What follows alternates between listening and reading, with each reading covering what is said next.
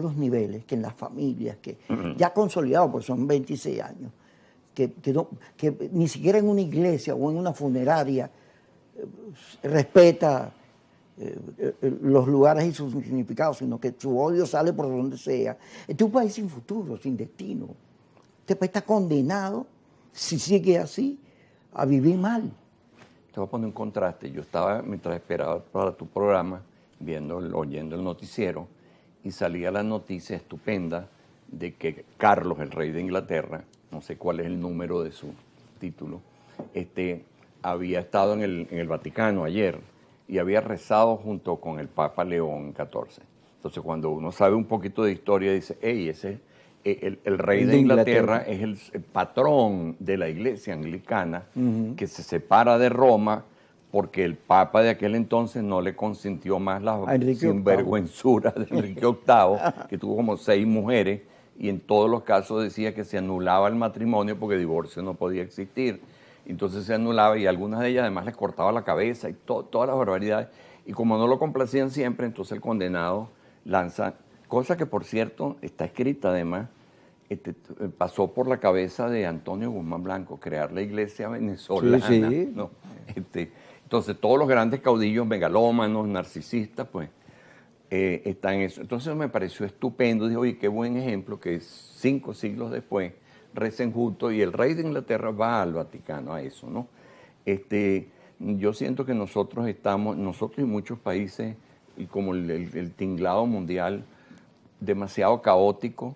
O sea, yo tenía alguna costumbre desde chiquito de seguir la política mundial, lo que llaman la geopolítica. Yo tenía 10 añitos cuando me enteré de que había un primer ministro en Inglaterra de apellido Macmillan que había ordenado el asalto de las tropas británicas al canal de Suez.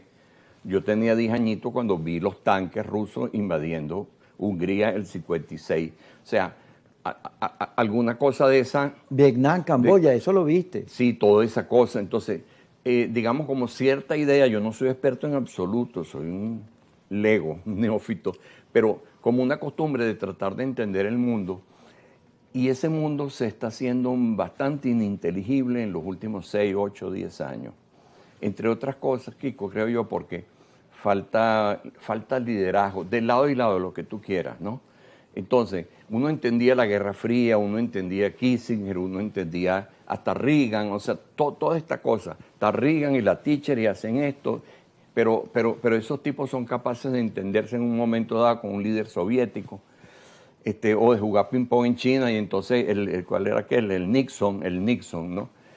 Pero lo que ha llegado en los últimos 10, 15 años, para mí tiene así como no sé, como que le pusieron un sello de chiquito. Usted va a ser un político mediocre. O sea, no tienen altura, no tienen agallas, no tienen visión estratégica de estadistas, como se dice, ¿no? Y eso es, o sea, ¿qué cosa es Trump? ¿Qué cosa es, no sé, los que están en Europa? La señora líder de la Unión Europea. O sea, tú ves una figura desmayada, todos así como en rebaño, pero van todos junticos. Angela Merkel, wow, me quito el sombrero. Pero es que Merkel, me estás hablando de los 90. Sí, o sea, yo digo que estoy hablándote del siglo XXI. De ahorita. Sí, que eso se ha venido fraguando, entonces mandan demasiados mediocres y también empiezan a venir un montón de outsiders, porque los partidos políticos clásicos que uno sabía, esto es el Partido Conservador, este es el Partido Liberal, estos son los socialdemócratas, se van palo abajo, como que se desarbolan, como que las doctrinas quedan así, se olvidaron las doctrinas. Entonces, claro, esos líderes son muy pobres, ya hay mucho menos militancia en la gente que los seguía, y entonces aparecen los outsiders. O sea, Trump, ¿qué cosa era hace 15 años en relación con el Partido Republicano? Era demócrata. O sea, era demócrata encima, o sea, era lo que se le ocurría igual, sí. que entonces, y era millonario, y era malcriado, y era todo lo que es, ¿no? Y jugaba con las cosas, y sigue como jefe de la nación más poderosa, haciendo lo mismo que hacía como jefe de empresa. O sea, te quemo, no sé qué, te amenazo, o sea, no han cambiado, cosas que sí tenían los anteriores. Reagan no era un experto en política, pero Reagan tenía aquí sin gente de ese tipo, nada menos, y entonces él seguía una lógica, ¿no? Eso está pasando en Venezuela. Estamos, yo no sé, tirios, troyanos, los terceros, los cuartos, tirándonos de las greñas, todas esas cosas que tú señalas de la iglesia, no iglesia. Es un muy, muy, muy mal momento, ¿no? Y yo creo que lo poco que uno puede aportar, personas como tú, como yo, como otro montón, somos más de lo que creemos, es tratar de jugar a la sensatez, sin amarrarnos a unos moldes ideológicos, decir, los tipos, esta mañana a un tipo que me escribía en X, ¿no? Entonces, usted dice que es pluralista y eso es sinónimo de que usted es socialista, comunista, progresista. sí. Y yo le digo, yo soy socialdemócrata. Usted tiene algo que objetar, o sea, usted sabe algo de la doctrina. ¿Qué diablo es usted? Usted es maniqueo. Sí, por seguro que no sabe qué cosa es ser maniqueo.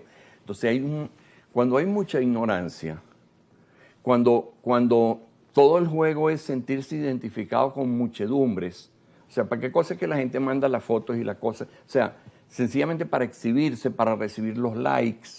O sea, mira, Kiko, hay cosas que uno le pega. O sea, y yo no quiero pecar de viejo, antiguo, ¿no? Pero yo estoy en la biblioteca de la Universidad Católica, que es bellísima, vidriada, y entonces yo paso por ahí y hay como 3 pisos y hay muchas mesitas con muchachos y en ninguna veo un libro. O sea, eso es... Eso es otro mundo. Eso es fantasmagórico, o sea, yo no lo puedo entender, o sea, veo las estanterías repletas, veo todos los muchachos. Pero todo debe ser todo digital. Todos con sus laptops. Claro. Ajá, entonces, ¿para qué es que usted entra en la biblioteca? Supongo yo que para sacar un libro No. o 2. Usted entra para tener una mesita para poner su No, y un wifi. Sí, por Dios, pero también lo puede tener en otro lado. O sea, pero es que usted le tiene asco a los libros, es que a usted se le caen sus deditos si usted agarra un libro así como este. O sea, ¿Cuántos libros has escrito tú? 19. Ah, claro. Y publicados. Con razón. Tú amas los libros. Entonces, yo amo los libros. Entonces, aquí escribí 400 y pico páginas. ¿Por qué me trajiste ese libro? ¿Qué es lo que me quieres decir ahí? Porque, claro, porque el tema son todos estos líos, estos encontronazos, estas polarizaciones llevadas al extremo. Y yo quería traerte una cita. Yo hice este libro sobre la guerra civil preguntando. En Venezuela, sí. Año 12. Le agradezco mucho que el epílogo me lo hizo un experto en violencia, el padre José Virtuoso. Le gustó el libro y hizo el epílogo. Yo no soy experto en violencia, aquí cito yo a los expertos, pero yo tenía un montón de cosas dentro que yo nunca había vivido como ciudadano, tales dosis de violencia social. O sea, pasar de 4.500 homicidios al año en el año 98 a el año 11, 18.800 y pico. O sea, está multiplicado por 4 veces. Y la violencia política, entonces, donde se entrecruzan. Entonces, yo al final tengo unos 100 puntitos así como 100 tips, ¿no? De cómo yo interpreto la historia de Venezuela y lo que está pasando. Y hay un punto donde yo llego al tema de la guerra civil y digo, bueno, nosotros no somos inmunes a la guerra civil, o sea, afirmaciones La que yo guerra tengo. federal y la guerra de independencia. La guerra de independencia, o sea, comenzó como una guerra civil. Unos patriotas cortándole la cabeza a 800 presos en La Guaira, o sea, guerra a muerte, la guerra federal y la guerra libertadora del año 1902-1903. Entonces, esos episodios han existido, nadie nos ha vacunado para que en el siglo XXI no tengamos una barbaridad de esa. Pero entonces hay gente que dice, no, aquí nosotros alegremente jugamos a echarle más leña al fuego, que aquí no va a pasar eso. Entonces, hay unas reflexiones que yo usé el año 12 de Julián Marías. Quédate en Julián Marías. Ajá. Pero antes de ir al corte te voy a decir una cosa, que me quedó, como me diste ese tropado de que Lucat había fregado la UCB.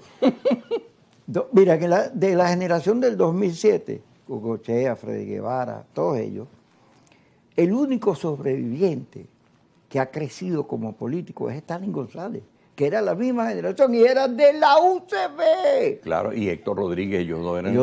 Sí, pero están acá.